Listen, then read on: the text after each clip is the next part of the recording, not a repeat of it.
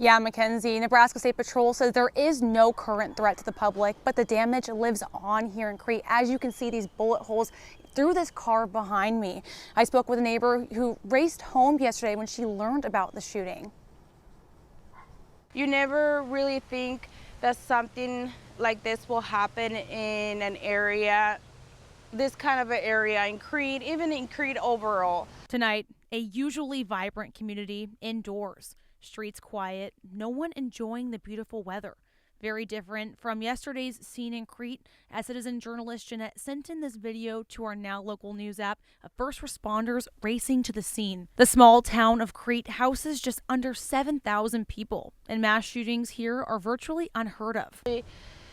I just have a hard time, like I said, because my kids were here, and we have so many children around this community. Every other house there's kids, and that was not the only house that had kids. Like every other house around the neighborhood, we all have kids.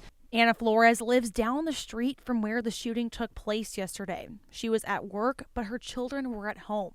She recounts the chilling phone call she made checking on her kids. I was like, Angel, locked down. There's an active shooter out there. I don't know what's going on. I'm on my way home right now. And then he looked out the window and he's like, Mom, there's cops everywhere outside with big guns walking up the street.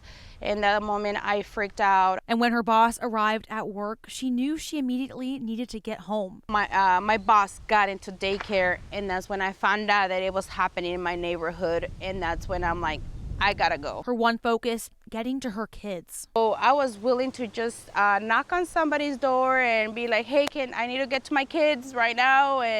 But that did not happen. Nobody stopped me. Everybody let me through. Flores tells me she does not want to assume this was a hate crime, but she admits that was one of her first thoughts. We are in a country where we're able to speak our mind and be free, but I just cannot wrap my mind of if it is a hate crime, how it got to that extent, especially shooting at children.